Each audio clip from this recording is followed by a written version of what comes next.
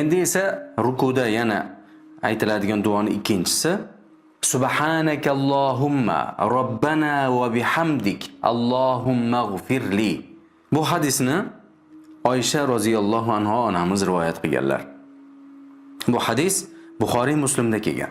Ma'nosi Subhanakallohumma, subhanaka degani ey Alloh, seni butun ayb va nuqsondan poklayman. Allohumma degan ey Alloh, Robbana ey Robbimiz, va bihamdik senga maqtovlar aytaman. Senga hamdlar aytaman. Allohim ey Allohim, ig'firli meni kechirgin. Qarang. Bu yerda maqtov, hamd, bu yerda poklash, maqtash va oxiri duo. Qarang, bu hadis sharhida Buxoriy rahimahulloh mana bu hadisga bob ajratgan ekan. Nima deb? Babu duo fi ruku. Rukuda duo qilish bobi. Hadisda nima deb kelyapti? Subhanaka, ya'ni poklash, tasbih aytish kelyapti. Tasbih. Lekin bu yerda Imom Buxoriy shu hadisga alohida bob ajratib, babu duo fi ruku. Rukuda duo qilish bobi deb turib ajratgan. Buni sharhida mualliqan ala tabubil Buxoriy, Buxoriyni bob ajratishiga ta'liq qilib Imom Ibn Hajar rahimahulloh aytgan. Faqil aytilganki, ya'ni hadis bitta bo'lishiga qaramasdan hadisda ham tasbih, ham duo bor.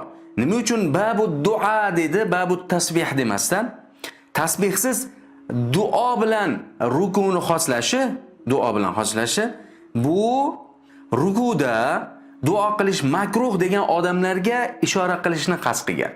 Ya'ni ba'zi ulamolar bor ekan, rukuda duo qilib bo'lmaydi degan imomlar bor ekan, mana Imom Malikka o'xshash. Shularga raddiya berish maqsadida bob ajratib Imom Buxoriy babu duo fi ruku deganlar. Babu tasbih desa o'xshamas edi. Sabab tasbihda hech qanday ixtilof yo'q. Ya'ni rukuda ham, sajdada ham Allohga tasbih aytish mumkin. Ammo rukuda faqat duo qilib bo'lmaydi, sajdada duo qilish kerak, rukuda Allohni buyuklash kerak degan ulamolar bor. Shularga raddiya berish maqsadida bu bobni qilgan ekanlar. Imom Muslim rivoyat qilgan hadisda Ibn Abbos roziyallohu anhudan marfu'an rukuda Allohni buyuklaylar, ammo sajdada esa duoda ko'proq ijtihod qilinglar. Faqaminun an yustajaba lakum, sizlarga ijobat bo'lishlikka yaqin degan hadisda olib turib, demak rukuda faqat Allohni buyuklash kerak, sajdada esa ham buyuklab, ham tasbih aytib nima qilish kerak? Rukuda duo qilib bo'lmaydi degan olimlarning dalili shu ekan.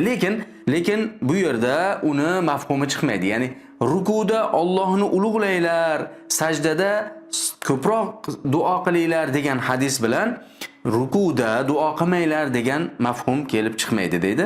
Rukuda duo qilishlik mumkin bo'lgandek, sajdada ham Allohni ulug'lashlik mumkin bo'ladi.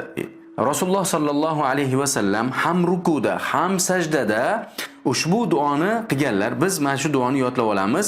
Ya'ni masalan subhan robbiyal azim masalan bir marta aytsak, keyin bu yog'iga subhanakallohumma robbana va bihamdik Allohumma g'firli deb. Oysha onamiz aytardilarki, Rasululloh sallallohu alayhi va sallam Qur'onni ta'vil qilardilar degan. Nima degani Qur'onni ta'vil qilardi? Rasululloh sallallohu alayhi va sallamga fasabbih bihamdi robbika wastaghfirhu innahu kana tawwaba.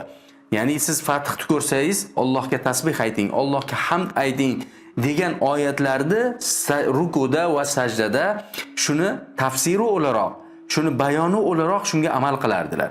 Demak, Rasululloh sallallohu alayhi vasallam ko'p aytardilar degan Oysha onamiz. Shuning uchun ham biz ruku qilganimizda esdan chiqarmaylik.